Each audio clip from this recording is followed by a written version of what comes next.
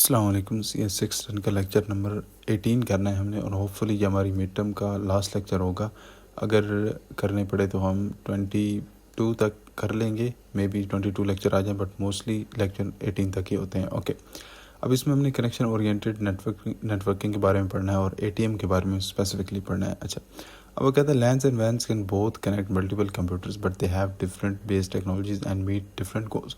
अब ये तो हम पीछे 17 लेक्चर से पढ़ते आ रहे हैं लैन्स और वैन्स के कि इनके डिफरेंट पर्पस होते हैं। लैन जो है वो एक बिल्डिंग में होता है, एक ऑफिस के लिए होता है। वैन बड़ा नेटवर्क होता है, ठीक है, जो कि सिटीज़ से लेकर और पूरी कॉन्टिनेंट्स तक जो है वो फैल सकता है, इतना बड़ा हो सकता है जैसे आपका इंटरनेट है।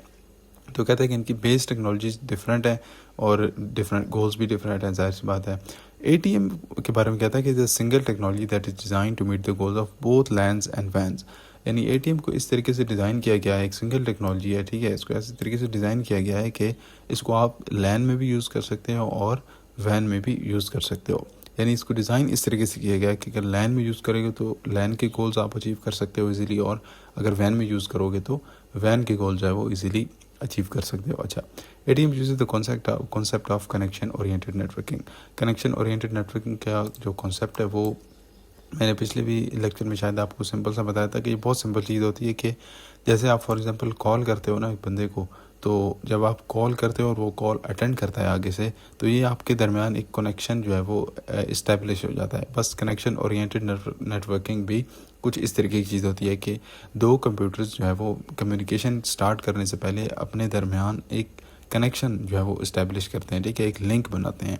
अब ये लिंक लाजमी नहीं कि वायर्ड होगी, ये लिंक लॉजिकल होती है मोस्टली, ATM में स्पेशली ये लॉजिकल लिंक होती है। यानी ऐसे नहीं कि कोई एक वायर आपने स्पेसिफिकली ली और कंप्यूटर 3 और कंप्यूटर 5 को कनेक्ट कर दिया, नहीं, ये एक लॉजिकल कनेक्शन होता है। ओके, अच्छा, अब ATM स्टार्ट कर रहा है, कहता है कि telephone companies telcos introduce ATM to meet several goals. Telephone companies ने जो है वो ATM को बनाया उनके कुछ गोल्स है, ठीक है। It provides universal service for all subscribers and support for all users for voice video and data. इसमें ये कह रहा है कि ये जो ATM है ना, ये आपको यूनिवर्सल सर्विस देता है, मतलब इसको आप वॉइस के लिए यूज़ कर सकते हो, वीडियो के लिए यूज़ कर सकते हो, डाटा यानी कि इंटरनेट के लिए भी यूज़ कर सकते हो। जैसे फॉर एग्जांपल अगर आपकी एक, अब आपको पता है कि केबल TV के लिए एक केबल होती है, ठीक है। फिर जो पुराने टेलीफोन्स होते थे, अब तो जो कि स्मार्टफोन्स हैं तो वो नहीं यूज़ होते, लेकिन जो टेलीफोन्स होते थे उनके लिए एक अलग से वायर लगती थी। और अगर आपने TV देखना है उसके थ्रू, केबल के थ्रू, तो उसके एक अलग होती है, और अगर इंटरनेट यूज़ करना है तो उसके लिए एक अलग होती थी। अब ATM क्या करता है कि वो सारी चीज़ें एक ही नेटवर्क जो है आपको, एक ही टेक्नोलॉजी जो है वो ये सारी सर्विसेज प्रोवाइड करता है। Okay, it has a single unified infrastructure to separate no separate LANs and WANs. कहता है कि इसका जो इंफ्रास्ट्रक्चर है, इसकी जो टेक्नोलॉजी यूज़ होती है ATM में, वो एक सिंगल टेक्नोलॉजी, हमने ऊपर भी पढ़ा है। और इसको ऐसा नहीं कि लैंस के लिए और वैन्स के लिए सेपरेट होगी, नहीं, लैंस में भी वही ATM यूज़ होगा और वैन्स में भी वो यूज़ होगा। अच्छा, it gives guaranteed service when it is appropriate and support for low cost devices. कहता है कि जहाँ पे ये यूज़ हो सकता है ना प्रॉपरली, ठीक है, वहाँ पे ये सर्विस अपनी गारंटीड देता है। यानी ATM को जहाँ पे आप यूज़ करोगे, जहाँ पे इसको यूज़ करना अप्रोप्रिएट होगा, सही होगा, वहाँ पे ये आपको ये सर्विसेज जो सारी हैं ये गारंटीड देता है। और इस उसके साथ साथ ये क्या करता है, लो कॉस्ट डिवाइसेस यानी जो पुरानी डिवाइसेस हैं उनको भी सपोर्ट करता है। ओके, अच्छा, अब जिटर क्या होती है? जिटर की बेसिक डेफिनेशन ये है कि it is the term used for variance in transmission delay. ये भी मैंने आपको पिछले लेक्चर में बताया था कि जब एक आपका पैकेट लेट्स से कि पहुंचा है 5 सेकंड में, और दूसरा पहुंचा है 10 सेकंड में, और तीसरा पहुंचा है 13 सेकंड में, और चौथा पहुंचा है 8 सेकंड में, मतलब वेरिएंस है, कभी जो डाटा पहले आ रहा है, कभी बाद में आ रहा है, कभी पहले आ रहा है, इस तरीके से। तो इस चीज़ को हम जिटर बोलते हैं। It is different than delay. Delay तो वो होता है जो कि पूरा टाइम जो कि लेना, मतलब लगता ही लगता है, और यूजुअली डिले फिक्स्ड होता है। लेकिन जिटर जो है वो मखसूस वेरिएंस के लिए, कि जब आपका डिले ऊपर नीचे हो रहा होता है, उस चीज़ को हम क्या कहते हैं, जिटर कहते हैं। Jitter is significance for voice, video and data. In LANs, jitter can occur when a packet is delayed because the network is busy. कहता है jitter significance है, इसकी इंपॉर्टेंस इस वजह से है कि वॉइस, वीडियो या डाटा आपका कोई भी किसी किस्म की जो भी ट्रांसमिशन है उसमें अगर जिटर होता है तो क्या होगा कि आपका डाटा सही नहीं होगा। फॉर एग्जांपल आप टीवी देख रहे हो केबल टीवी से, ठीक है, और आपकी जो वीडियो है वो तो सही चल रही है, लेकिन वॉइस जो उसकी ऑडियो आ रही है वो कभी पहले आ जाती है तो कभी बाद में आ रही है। तो आप क्या चीज़ एक्सपीरियंस कर रहे हो, आप जिटर एक्सपीरियंस कर रहे हो, ठीक है। और जिटर कहता है कि लोकल एरिया नेटवर्क्स में जिटर इस वजह से होता है कि जब एक पैकेट डिले हो जाता है ज़्यादा, ठीक है, नेटवर्क बिजी हो गया तो इसकी वजह से पैकेट डिले हो, तो उसकी वजह से आपको क्या एक्सपीरियंस करना पड़ा, जिटर। ओके, अच्छा, अब एटीएम के उससे पहले ये एटीएम के सेल्स के बारे में बात करें, इससे पहले ये जनरल एक पैकेट साइज़ के बारे में कहता है कि जो लार्ज पैकेट्स होते हैं, ठीक है, वो फ्यूअर ओवरहेड्स कॉज करते हैं because a smaller fraction of the packet is used for header information. इसका मतलब ये है कि अगर आपका फॉर एग्जांपल हम कहते हैं कि 400 जो है इसका बिट्स का आपका पूरा पैकेट है और उसमें 40 बिट का हमारा क्या है, एक जो है उसकी हेडर की इन्फॉर्मेशन है, ठीक है। 400 बिट का पूरा पैकेट है और 40 बिट का क्या है, हेडर है। तो अब ये इसका कितना हो गया, 10%, ठीक है। 10% हमारा मतलब क्या है, ओवरहेड होगा, ठीक है ना, क्योंकि 400 में से 40 निकल गया, पीछे जो बचा है वो हमारा एक्चुअल डाटा होगा और 10% इसका क्या होगा, क्या बोलते हैं कि ओवरहेड होगा नेटवर्क में, ठीक है। लेकिन अगर यही पैकेट हमारा 4000 जो है बिट्स का होगा, ठीक है, तो फिर ये जो 40 है ये जस्ट क्या बनती है, 1% बनती है इसकी, ओवरहेड बनता है, ठीक है। तो बहरहाल कह ये रहा है कि जब आपका फ्रेम्स लार्जर होंगी तो उसमें ओवरहेड आपका क्या होता है, कम होता है, क्योंकि तो उस पैकेट का एक छोटा सा हिस्सा जो है वो हेडर इन्फॉर्मेशन के लिए यूज़ होता है, ठीक है। अच्छा, optimum networks use 4 kilobits packets और लार्जर। कहता है कि जो आपकी नॉर्मली जो नेटवर्क्स में यूज़ होते हैं पैकेट्स, उनका साइज़ क्या होता है, 4 किलोबिट्स, ठीक है, सॉरी 4 किलो बाइट्स है, ये बिट्स नहीं, 4 किलो बाइट्स, ठीक है, और लार्ज या इससे भी बड़े हो सकते हैं। अच्छा, अब लार्ज पैकेट का नुकसान वो बताता है कि large packets can not be easily be used for voice, for example.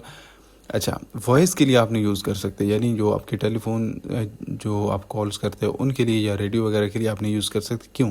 कहता है 8 बिट सैम्पल्स एट 125 माइक्रोसेकंड पर सैम्पल। अगर कहते हैं कि आपका एक 8 बिट का सैंपल, ऑडियो का सैंपल जनरेट होता है 125 माइक्रोसेकंड में, ठीक है, तो आपको 4 किलो बाइट का पैकेट पूरा फिल करने के लिए आधा सेकंड लग जाएगा, हाफ सेकंड लग जाएगा, ठीक है। और ये बज़ाहिर इतना टाइम नहीं लगता, लेकिन जब आपकी कम्युनिकेशन हो रही होती है, रियल टाइम आपकी वॉइस जो कम्युनिकेशन हो रही थी उसमें ये टाइम डिले काफ़ी ज़्यादा फील होता है। अच्छा, उसके बाद ये कहते हैं कि एको कैंसलेशन जो है can only be used with low transmission delay.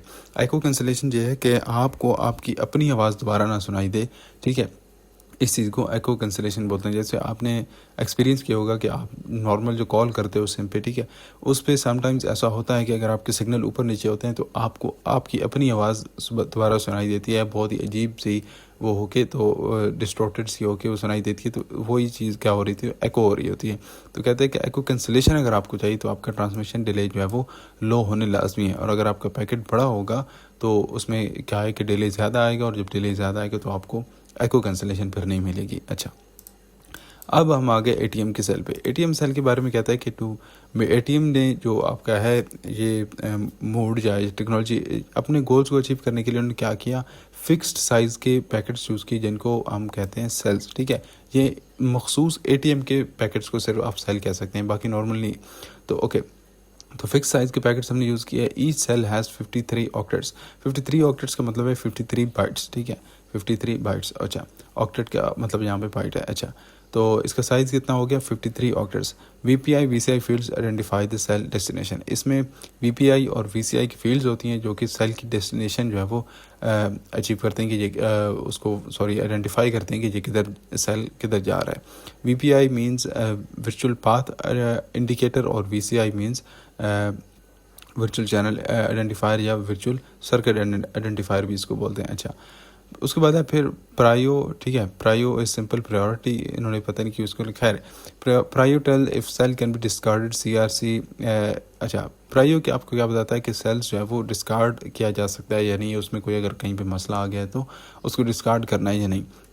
CRC तो हमने पीछे भी पढ़ा था कि ये cyclic redundancy check error checking के लिए होता है, ठीक है। Checks the header bits only, ठीक है। ये सीआरसी क्या करता है कि सिर्फ हेडर बिट को चेक करता है, चूँकि हेडर बिट उसमें थोड़ा सा होगा, ठीक है, तो उसको चेक करने में भी टाइम नहीं लगेगा इतना। अच्छा, ATM header is about the 10% of the cell. ATM के हेडर जो वो 10% ऑफ द, मतलब टोटल जो 53 ऑक्टेट्स हैं इसमें से 10% जो साइज़ है सेल का वो हेडर इन्फॉर्मेशन के लिए यूज़ होता है। वो सारी इन्फॉर्मेशन इसमें ये वाली आ जाती है, VPI, VCI, प्रायो और CRC और जितनी भी चीज़ें होती हैं हेडर में, वो सारी इस 10% में आती हैं। मतलब बाकी 90% आपका क्या है, उसमें सारा डाटा है।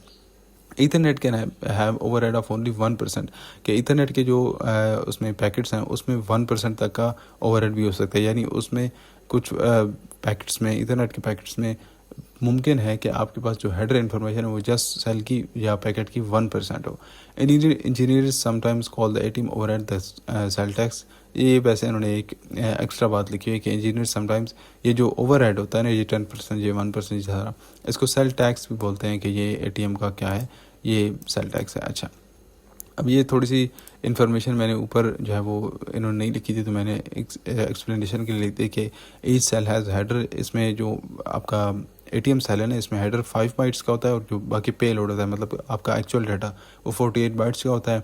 फिर VCI और VPI की फुल फॉर्म और प्रायो की फुल फॉर्म। अच्छा, यहाँ पर उन्होंने एक ATM का सेल दिखाया हुआ है, ठीक है, और ये जो है, ये जो मैंने इसको किया हुआ है ना, ये सारा सेल का हेडर होता है, इसमें ये सारी चीज़ें आती हैं, ठीक है। फ़्लो कंट्रोल की इन्फॉर्मेशन आ गई, VPI आ गया, VCI आ गया, ठीक है। उसके बाद मज़ीद VCI ये सारी इन्फॉर्मेशन आ गई, ठीक है। उसके बाद पे लोड टाइप, ठीक है, प्रायो, ये सारी साइक्लिक रिटर्न्स, ये सारी चीज़ें इसके आपके हेडर में होती हैं। और इसका साइज़ कितना होता है, 5 ऑक्टेट्स या 5 बाइट्स। अच्छा, उसके बाद आपका जो 48 बिट्स हैं, सॉरी बाइट्स हैं, वो क्या होता है, आपका एक्चुअल डाटा होता है, तो जहाँ से शुरू हो रहा है और बाकी सारा डाटा होगा। अच्छा, मतलब इसमें हेडर में आपके पास सारी ये वाली इन्फॉर्मेशन इसके अंदर होती है। ओके, अब कनेक्शन ओरिएंटेड सर्विस के बारे में जनरल से एक एक्सप्लेनेशन है। कहता है the connection oriented service paradigm for networking is similar to the manner in which telephones are used. ये मैंने आपको सिंपल बता दिया कि आपने कॉल की या किसी बंदे ने अटेंड की, आपके दरमियान उसके और आपके दरमियान कनेक्शन इस्टेब्लिश हो गया इस तरीके से।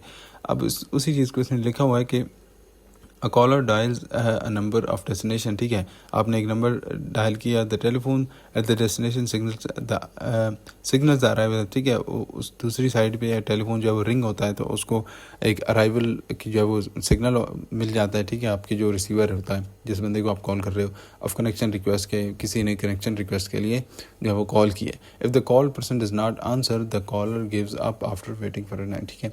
आप देखते हो कि हम कॉल करते हैं, वो रिंग होती रहती है, अगर वो अटेंड नहीं करता तो कुछ देर तो वो रिंग होती रहती है, फिर उसके बाद ऑटोमेटिकली जो है कॉल क्या हो जाती है, कट हो जाती है। If the called person does answer then the connection is establish, अगर वो बंदा आपका फ़ोन उठा लेता है तो आपके दरमियान कनेक्शन जो है वो इस्टेब्लिश हो जाता है। अच्छा, अब डाटा कम्युनिकेशन में कहता है कि as binary in data communication as a binary connection identifier, ठीक है, ये एज नहीं होगा, ए होगा। A binary connection identifier is given to each of the two parties to enable identification of the connection, कि एक बाइनरी कनेक्शन आइडेंटिफायर मतलब 0 और 1 की फॉर्म में एक आइडेंटिफायर होगा, एक नंबर होगा, ठीक है, जो कि दो उन डिवाइसेस को दिया जाएगा, दो पार्टीज मुराद दो डिवाइसेस हैं जिन्होंने कनेक्शन जो है इस्टेब्लिश करना है, ठीक है, दो कंप्यूटर्स को, और उससे फिर वो कनेक्शन को आइडेंटिफाई करते हैं, ठीक है, कि ये कनेक्शन जो है वो कंप्यूटर नंबर 3 से आ रहा है और कंप्यूटर नंबर 5 के लिए इस तरीके से। ओके, अब वर्चुअल चैनल के बारे में कहता है कि इसको सबसे पहले तो connections in ATM are called virtual channels या वर्चुअल सर्किट्स, ठीक है, इसको आप वर्चुअल चैनल भी बोल सकते हैं और वर्चुअल सर्किट्स भी बोल सकते हो। यानी अगर VC की आपने फुल फॉर्म लिखनी है तो आप इन दोनों में से कोई एक लिख सकते हो, दोनों ठीक है। Okay, these are called virtual since connections are formed in ATM by starting values in memory locations, ठीक है, tables in ATM switches as oppose to making actual electrical connection. ये मैंने आपको ऊपर भी बताया था कि ये कनेक्शंस लॉजिकल होते हैं, एक्चुअल फिजिकल कनेक्शन नहीं होते कि आपने कनेक्शन बनाया तो एक तार ली और दूसरे कंप्यूटर से जाके कनेक्ट कर दी, नहीं, ये लॉजिकल कनेक्शन होते हैं जो कि हमने ऊपर यहाँ पे पढ़ा था कि एक बाइनरी कनेक्शन आइडेंटिफायर होता है जो कि इनके कनेक्शन को इस्टेब्लिश करता है। अच्छा, और उसके बारे में कहता है कि जो ATM में है ना, जो आपके टेबल्स होते हैं मेमोरी के, ठीक है, उसमें से वैल्यूज़ जो है को यूज़ करके आप ये कनेक्शन इस्टेब्लिश करते हैं। Okay, the VC is identified by a 20, अच्छा VC है क्या, वर्चुअल चैनल, इसको आइडेंटिफाई कैसे किया जाता है, ए 24 बिट वैल्यू, ठीक है, 24 बिट वैल्यू के थ्रू इसको आइडेंटिफाई किया जाता है, फॉर्म्ड फ्रॉम द VPI, ठीक है, जो कि बनती कैसे, पहले VPI से बनती है, जो कि जिसका साइज होता है 8 बिट, ठीक है, 8 बिट का ये VPI होता है, वर्चुअल पाथ इंडिकेटर, ये पाथ इंडिकेट करता है कि दो जो कंप्यूटर्स ने कम्युनिकेशन करनी है, इनके दरमियान जो कम्युनिकेशन होनी है उसके लिए पाथ कौन सा यूज़ होगा, a particular path through the network and the VCI, और VCI के वर्चुअल जो चैनल इंडिकेटर है जिसका साइज 16 बिट्स होता है, ठीक है, वो आइडेंटिफाई करता है कि कौन सा चैनल यूज़ होगा, ठीक है। तो ये 8 बिट इसके हो गए और 16 बिट इसके हो गए, तो ये टोटल 24 बिट की जो है वो वैल्यू हो गई, ठीक है। अच्छा, most frequently the 24 bit pair is treated as just a single connection identifier by computer के। आमतौर पे ये 24 बिट के जो पेयर है ना, ये VPI और VCI ये दो मुख्तलिफ चीज़ें हैं, ठीक है। 8 बिट का जो है VPI है और 16 बिट का जो है VCI है। तो इनका पेयर जो है वो 24 बिट टोटल हो गया। तो इनके पेयर को वो कहते हैं कि मोस्टली जो कंप्यूटर्स हैं वो एक सिंगल कनेक्शन आइडेंटिफायर के तौर पे भी ट्रीट करते हैं। And that's it.